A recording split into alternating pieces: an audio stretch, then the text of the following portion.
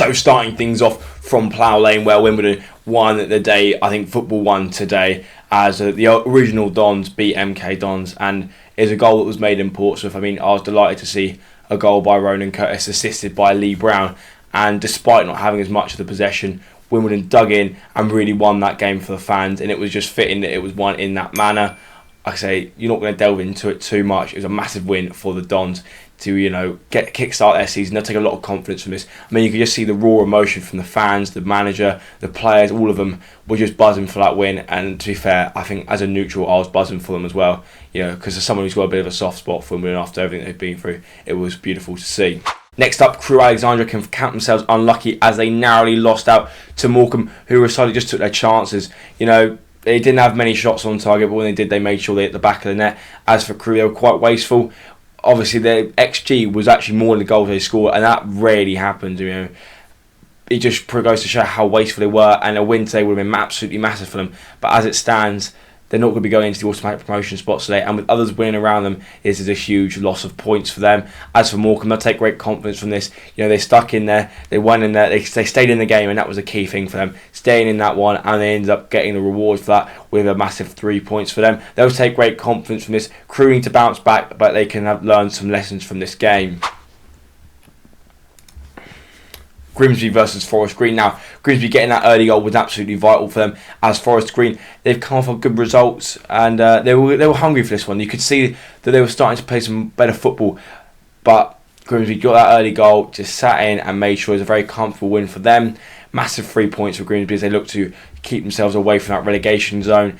And as for Forest Green, they need to do better in the future if they're going to want to stay up. Obviously, it's been a really terrible season for Forest Green, but there's still a fighting chance. And at the end of the day, that's what they can ask for.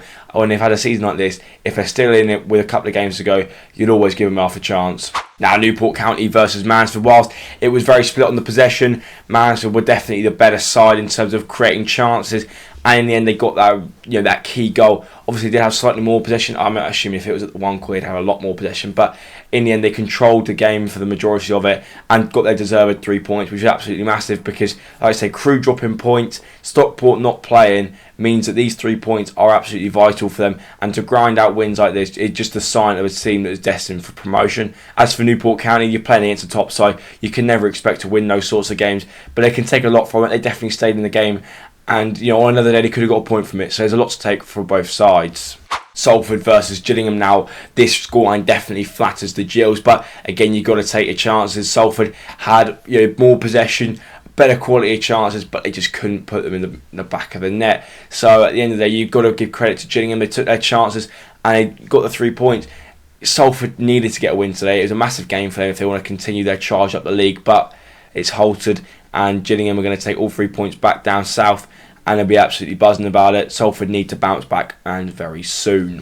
Swindon versus Harrogate. Now, Swindon can count themselves unlucky not to have won this game. Obviously, they were the better team overall. You'd expect that being at home. Harrogate were never really going to come at them and throw everything at them. They were very content with a point, and that definitely showed in the stats. Like I say, Swindon can feel aggrieved they didn't get all 3 points here, but at the end of the day, it's always the case in these sorts of games. You've got to be taking your chances. I've said it so many times, so many weeks. But the team that takes their chances wins football matches. It sounds very Michael Owen-esque, but it is the case. And Swindon will learn a lot from this game. Obviously, they had a lot of possession. They created a lot of chances. But in future, they'll look to take them a little bit earlier and really get the game done and dusted. As for Harrogate, they stuck in the game. They had a game plan. They stuck to that. They got their goal. And they were quite content with the points. So they'll be very happy to take that back to Harrogate. As for Swindon, they'll look to improve on for next time. Now over to Prenton Park, where there should have been more goals in this match. If you look at the expected goals, there was definitely a lot more predicted. But Tranmere, they got that all-important goal whilst not taking all their chances. Sutton United didn't take theirs either. And that's a massive thing. I could still see Sutton staying up if they keep up this level of performance. Tranmere are a decent side. But Sutton, they went out there and they really showed them what they were capable of. They had a lot of the ball, but did they do enough with it? Probably not. Would they look to be doing more with it in the future? Definitely. But you can see an upward trajectory for Sutton United, and you can definitely tell that they are going somewhere and they have a chance of staying up by the end of the season. As for Tranmere, good 3 points for them, and I'll take that going into the next one. Walsall versus Doncaster. Now, this is a classic example of a team that made use of the possession. They had little of it, but when they had it, they made maximum use of it.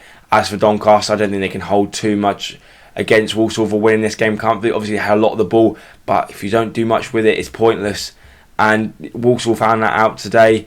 They had less than 30% of the ball, but had 3 expected goals. I know expected goals isn't everything, but they did score 3 goals, and they held the majority of the momentum. So Doncaster are going to take a lot from this game, and they need to learn in future that if they're going to have the ball, you're going to have some purpose about it. And yeah, but both sides can take something from this match, and hopefully both sides can go on and have a positive result next time out.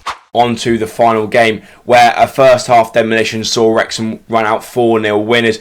Obviously, this game was heating up before kick-off and before the last game, where some sort of ticket scandal, well, not scandal, but Accrington Stanley hiked up the prices for Wrexham tickets, which is understandable. They're a small club, they need gate receipts.